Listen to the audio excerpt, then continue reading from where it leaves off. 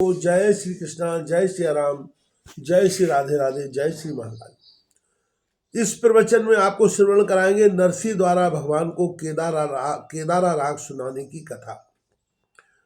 दुष्टों ने जाकर राजा को सिखाया पढ़ाया कि नरसिंह की भक्ति का जो प्रभाव चारों ओर फैल रहा है उसमें सच्चाई कुछ भी नहीं है।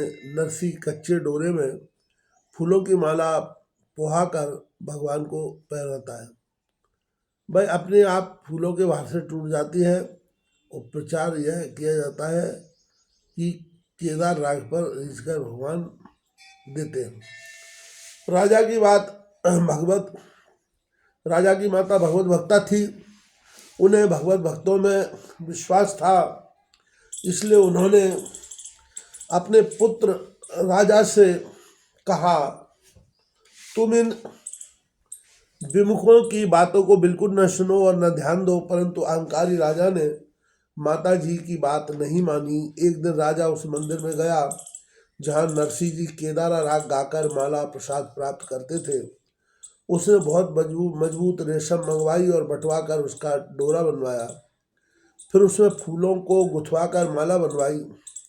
उसे भगवान को धारण करवा कर कहा कि अब केदार राग गाइए, सब मालूम पड़ जाएगा।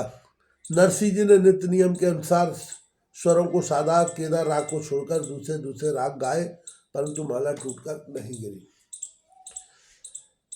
नरसिंह जी के लगातार गाने पर भी माला नहीं टूटी। तब शिकायत करने वाले विमुख लोग मन ही मन बड़े प्रसन्न हुए।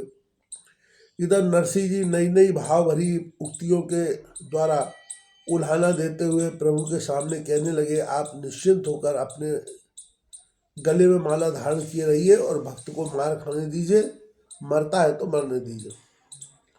वस्तुतः बात यह भी थी कि नरसिंह जिस नगर में रहते थे उसमें धरणीधर नामक एक साहूकार था। नरसिंह जी उसके पास केदारा राग गिरवी रखाए थे। उसने 2 ब्याह किए थे। उन 2 स्त्रियों में बड़ी वाली भगवत भक्ता थी। उसने अपने आपसे बार बार प्रार्थना की कि मुझे भी श्याम सुंदर के दर्शन करा दीजिए। श्री नरसिंह जी ने कहा, बहुत अच्छा है, ऐसा ही होगा। नरसिंह जी की इस बात को सत्य करने के लिए स्वयं बनारसी जी का रूप धारण कर उस साहूकार के घर गिरवी रखे हुए केदार राग को छुड़ाने के लिए उसके द्वार पर जाकर आपने पुकारा, किवाड़ खोलो। साहूकार की भक्ता स्त्री ने उठकर किवाड़ खोले और उसने श्री नरसिंह रूपी भगवान का दर्शन किया। साहूकार चद्दर से मुंह ढककर सो रहा था। उसकी स्त्री ने कहा, बनारसी नरसिंह जी पधारे हैं, रुपए ले लो, आज कागज दे दो। उसने कहा, तुम्हें रुपए लेकर उस कागज की वापस कर दो, तुम ही रुपए लेकर उस कागज को वापस कर दो। उस भक्ता स्त्री ने रुपए ले लिए और कागज लौटा दिया। इस प्रकार भगवान ने गिरवी रखे हुए केदारा राग को रुपए देकर छुड़ाया और रुपयों की रसीद तथा गिरवी पत्र लाकर नरसिंह जी के गोद में डाल दिया। उसे देखकर वे अत्यंत प्रसन्न होकर उमंग पूर्वक केदारा राग गा उठे। उसे सुनकर श्री श्याम सुंदर अपने सिंहासन से उठे। नूपुरों की झंझन ध्वनि करते हुए श्री प्रभु ने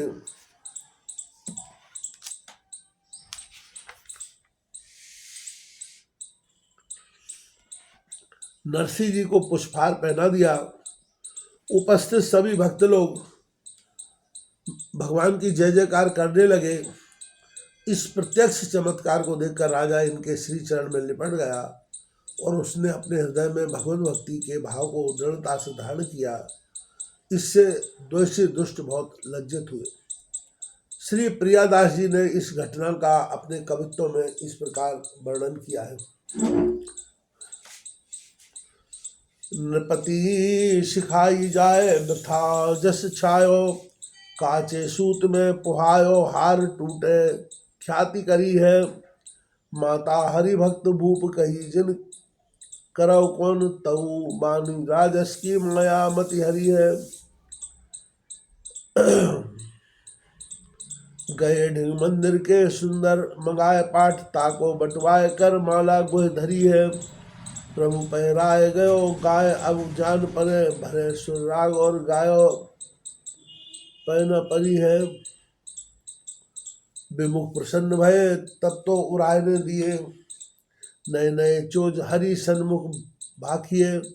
जाने ग्वाल वाले के माल गए रहे हिये, जिए लगाई यही रूप कहो लाख लाख लिए लाखिए। नारायण बड़े महा आहा मेरे भाग्य लिखो, करे कौन दूर छवि पुर अभिलाषिए।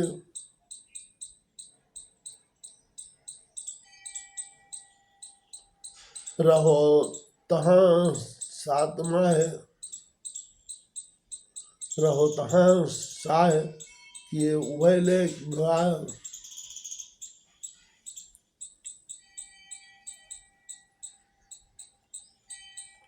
जामतिया एक भक्त कहे हर की दिखाइए, नरसी कही ही भले सोई प्रभु बानी लई। सांच कर दई गए राग छुड़वाइए, बोले पट खोल दिए किए दर्शन ताने, ताने पट सोहे भय कही देवी भाजिए। लिए दाम काम कियो कागज गहाय दियो, दियो कछु खाइबे को पायो ले जाइए। गयने धरो हो राग केदारी, सो साय घर धर रूप नरसी को जाय के छुटायो है। कागज ले डारो गोद मोद भर गाय उठे, आय झन झन श्याम हार पहरायो है। भयो जयकार नृप पाए लपटाए गयो, गहो ही भाव को प्रभाव दर्शायो है। प्रमुख साधे भय गए उठ नए नाहे, बिन हरि कृपा भक्ति पंथ जात पायो है।